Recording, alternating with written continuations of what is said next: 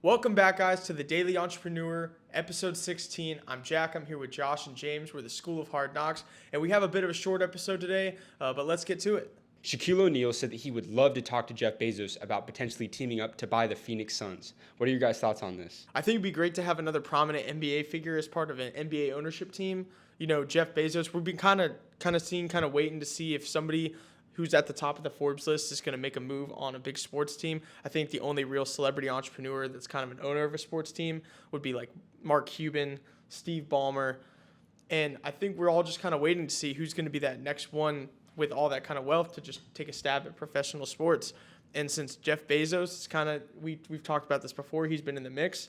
If you have Shaq partner with him, I think that'd be a great duo. A prominent entrepreneur, prominent NBA player who's also a great entrepreneur, great CEO status type guys. So I think it'd be awesome. I'm not too familiar with this, but didn't Mark Cuban really turn around like the business of the Mavericks like completely around?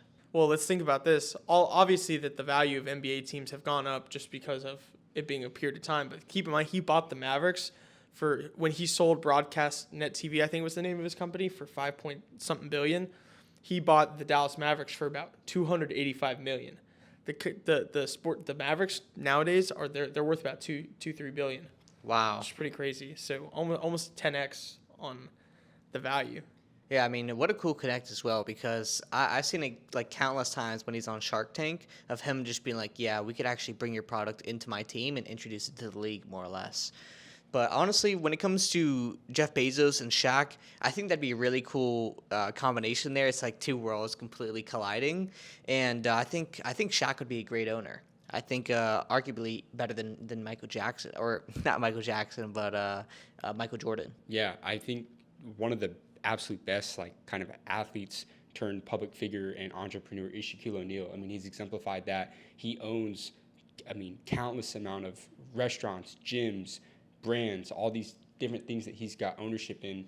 And I really do think that the collaboration between him and Bezos obviously being one of the biggest pioneers in entrepreneurship and one of the greatest innovators of all time, I think that team, and plus not only, you can't sleep on Shaquille O'Neal's business prowess either, because I think the two of them, Shaq with the knowledge he has for basketball, Bezos the knowledge he has for business and entrepreneurship, I think that the two of them would be a deadly duo as owners. It's almost, you could kind of see, if you watch some of Shaq's interviews, a bit of foreshadowing for this kind of partnership to potentially take place, is because he's been publicly stated his admiration for Jeff Bezos and what he does with Amazon. He basically said, I patterned my entire investment strategy off of Jeff Bezos, because Bezos said that the way he invests his money is he likes to invest in things that are going to change people's lives pretty much, and that's what Shaq has implemented himself. And then also with this talk of the Phoenix Suns, Shaq originally was going to bow out of the discussion to own it,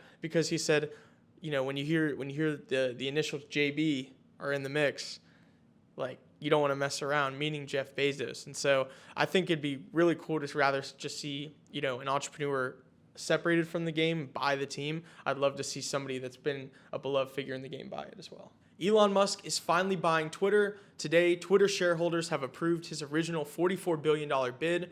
Twitter stock is going to be cashing out at $54. What are y'all's thoughts? I've always thought that the craziest thing about him buying this is not only does he have Tesla, which is one of the largest automobile, you know, obviously it's electronic, but one of the largest automobile manufacturers in the entire world, and now owning Twitter, you know, which is one of the largest social media platforms in the world. I think that having those two under his sleeves is just crazy. But I mean, he's got the money for it, and I know he'll have the right people around him. That I got faith in Elon that, you know, he'll do a lot of great things for Twitter, getting rid of the censorship and all the other things that discrepancies that users have had with the platform.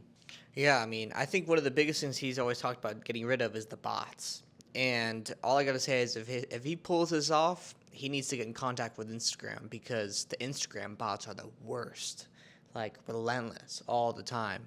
And I'm honestly really excited to see, you know, what he brings to Twitter and kind of the changes that we'll see. I think, like you said with the bots, authenticity is going to be at the forefront of what he's wanting the changes for Twitter to be. That's why he's moving the company private. So, you know, they are willing to take more risks with the platform and not be so worried about the shareholder decision making. I think really another thing that he's going to be looking at is censorship. He really, is trying to play to both sides of the political aisle here, and really just trying to make sure that, censorship is really not going to be at a big prominent thing on Twitter. He's going to be looking out for more of a free speech angle. Do you guys think that there's anything else he might be bringing?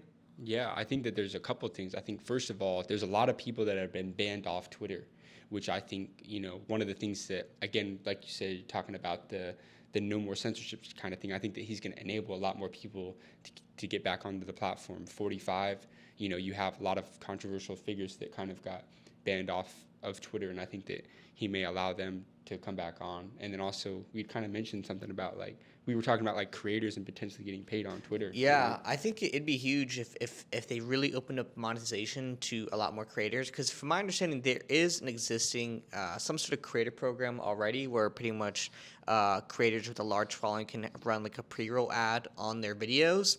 But I think that will become potentially way more accessible to more users with Elon in office. So Yeah, I think with the payment for creators, it's going to be very in the realm of kind of like the crypto pay to earn Web3. If they do some sort of development for how Twitter almost enacts sort of similar to a blockchain of how when tweets get written to the Twitter platform, they can kind of be authenticated, especially if they're looking to add the edit button that we've talked about before.